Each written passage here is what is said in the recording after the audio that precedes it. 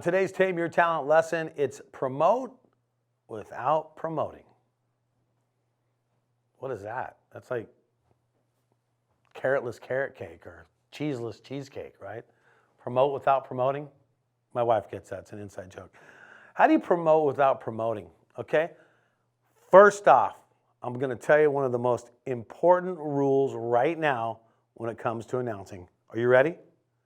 One of the most important rules when it comes to announcing, especially your first time. Are you ready for this? Are you sitting down? You can be standing too, it's fine. You ready?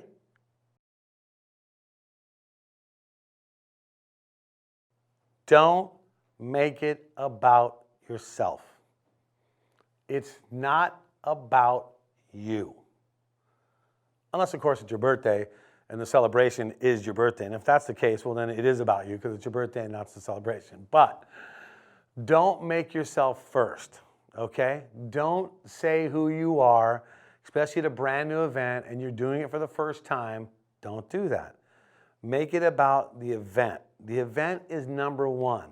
So whether it's a bar mitzvah, a wedding, a funeral, a sporting event, whatever, a keynote speech, whatever it is, make it about the event.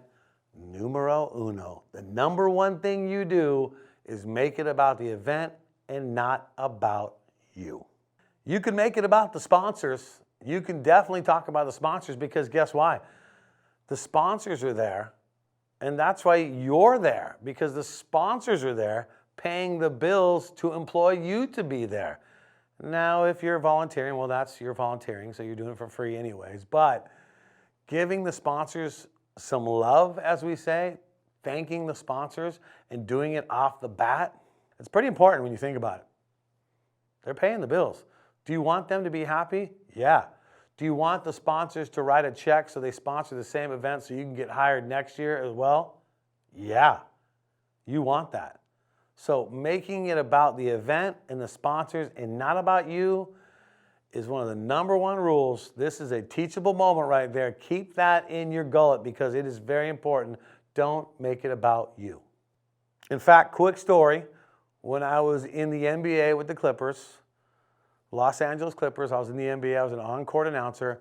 For the first year of introducing all the games and stuff that I would do during the timeout breaks and the quarter breaks on stage or on the court during the NBA game, I never said my name because I didn't make it about me. I made it about the event, and that was, I made it about the team. It was about the Clippers, and that's where it comes down to it. And that's where I learned, basically it was back then that I learned, that's when you make it about the event you're doing and the sponsors that are part of that event.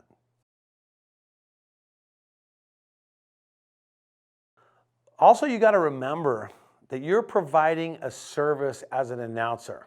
You're providing a service. You're there to provide the service of announcing. So you want to do a good job. You want to deliver properly because you want them to want you back when it comes down to it. One of the things I like to always do when it comes down to it is know what's expected of you. Know what the people that are hiring you want you to do. Know what they expect you to do. And if you can go the extra inch, if you can go the extra mile, then go the extra mile. But if you know what's expected of you, then you can adjust how much more you want to do. Because if it's what's expected of you is the most important role, right? And speaking of role, you got to know your role. Know your role as an announcer. So if you're an announcer and you're there to introduce the bands before a band performs at a certain event, that's your role. Your role is the guy who announces the bands, and that's what you do. So know what your role is, know how to improve your role and make your role stand out, but knowing your role when it comes down to announcing is one of the most important things too as well. I mean, I'm giving you, these are nuggets that when you get down to announcing, you're going to want to know this stuff.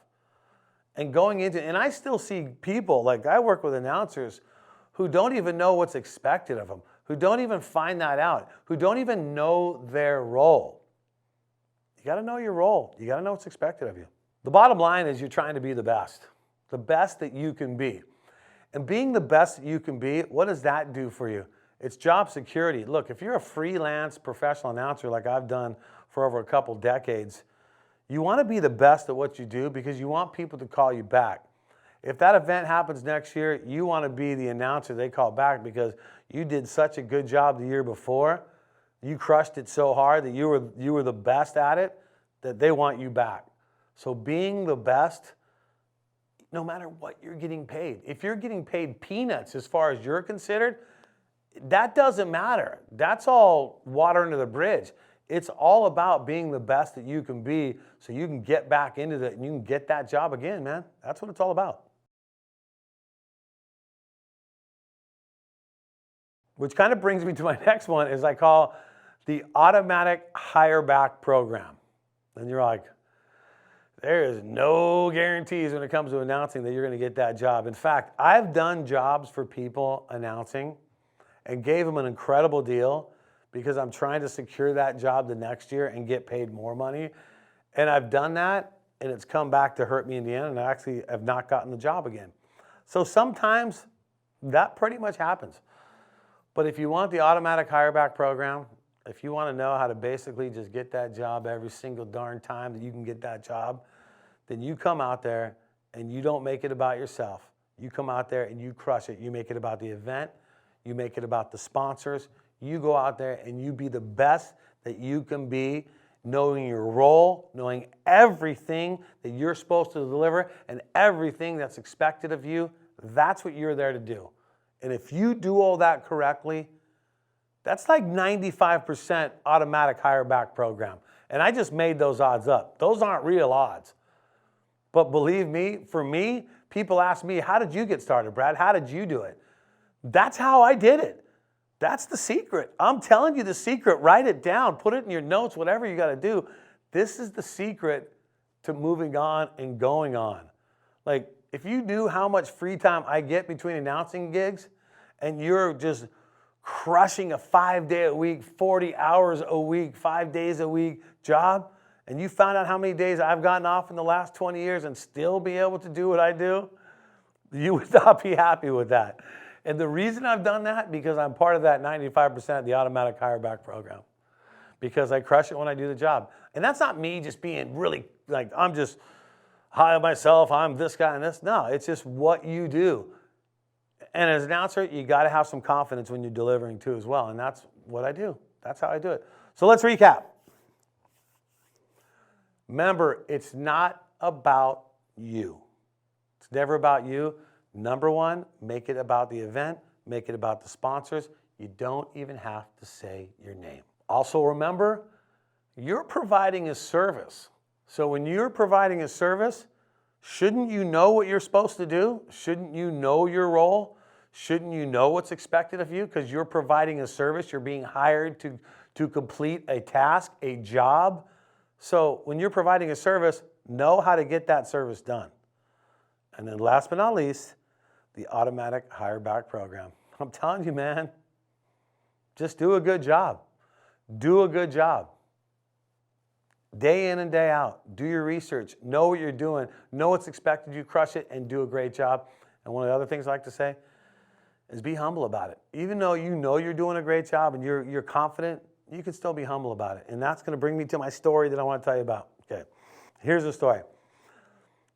So when I first got into announcing, I was doing major radio. I was hosting a morning show for a rock station in Santa Barbara, and I had no experience in radio, but we came on the air without any experience, and we just free-formed it. So we just did whatever we wanted, and we ended up going from last place in the ratings in radio in our town to first place.